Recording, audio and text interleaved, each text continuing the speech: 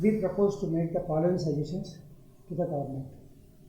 To encourage savings for investments, because savings are more important, investments are important pillars of economic development. Investment needs savings, savings needs surplus, surplus needs productivity and highest production.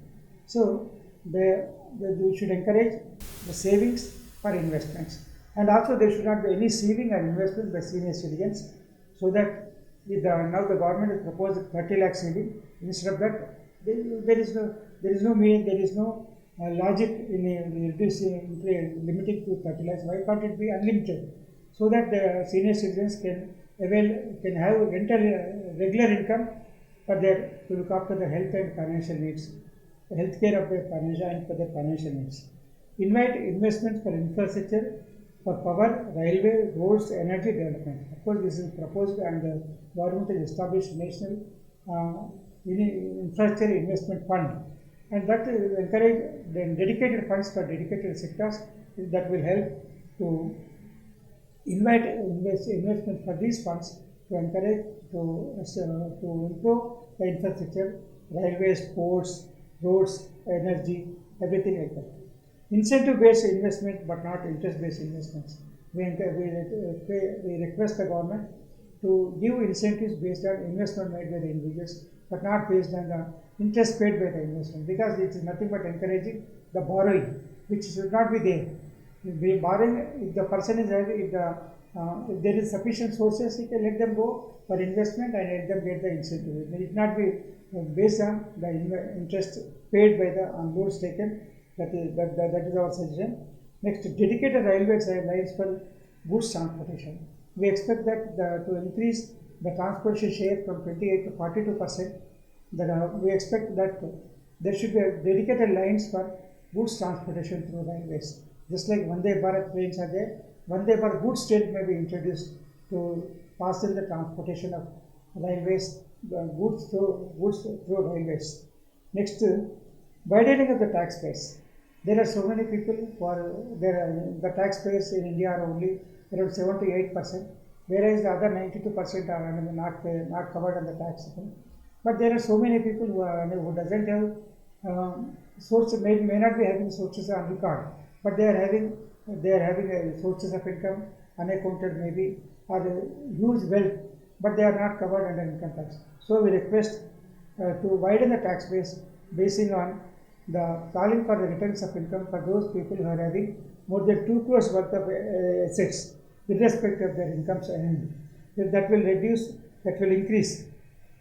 that will widen the tax base to cover so many people. Next, reduce taxes, surcharges on higher income groups.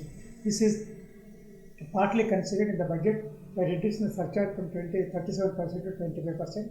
Of course, the same surcharge itself is higher additional levy. That should be withdrawn, or that should be similar to the lower level also, so that the higher income people will be encouraged to earn and pay taxes. They should not be discouraged, and they should not be allowed to go to other countries to earn and to undertake activities to earn there.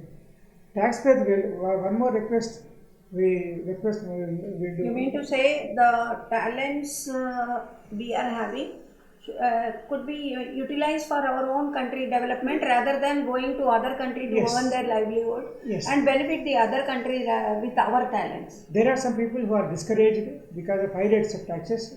They want to go to other countries to get livelihood, and they get to have their source of income there. But one more thing is what important request we make is taxpayers welfare. There are so many people who are paying good, they are able to pay good taxes during their lifetime at the younger age when they are earning. But when they become senior citizens, they may not be in a position to earn that much, or they may not be in a position to have the regular source of income. They will not be in a position to have financial stability to look after the health and emergency needs. For this purpose, what we suggest is to transfer 10% of tax payment by the individuals towards their annuity to be paid, to be spent after their retirement of senior citizen, or discontinuance of the source of income. Next, one more suggestion is revive all public sector undertakings. There are so many public sector undertakings nearly 150 public sector undertakings which are closed or which are shut down, which are only land is left with.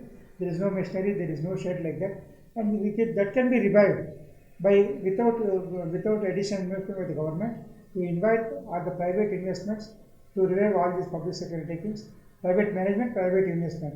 They let the government wait for some time so that the unit becomes profitable, and then the government can sell its shares. The disinvestment should not be done now. The disinvestment can be done after the unit becomes profitable, and that will give high price to the shares invested by the government and good price for waiting for the longer period. Next, encourage all entrepreneurs.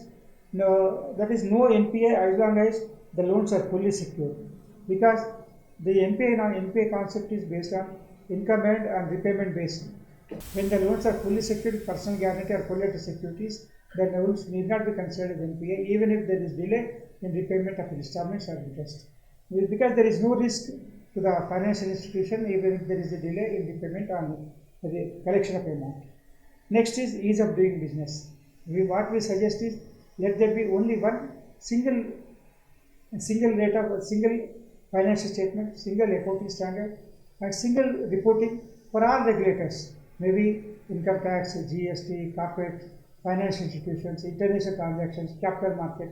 For all these regulations, there should be only one statement that is applicable for all regulators, instead of filing duplicate information, in duplicate to many regulators with different standards, and that is giving a lot of confusion to investors and valuers and everything. So there should be a single statement, single regulator, and single information center to have a clarity of the information. Next one is economic regulatory authority. Now we are having Reserve Bank to monitor all these things, and the Minister of Finance is there. There should be establishment of economic regulatory authority to ensure the production, to improvement in production, productivity, employment generation, wealth creation, and to redress the civil and commercial and civil disputes also, so that the burden on judiciary will be reduced, and that can be settled with the cooperation, with the help of the regulators. That will reduce the litigation disputes also, and that will reduce the burden in judiciary. These are the suggestions on behalf of Telangana Chamber of Commerce forwarded to the Central Government.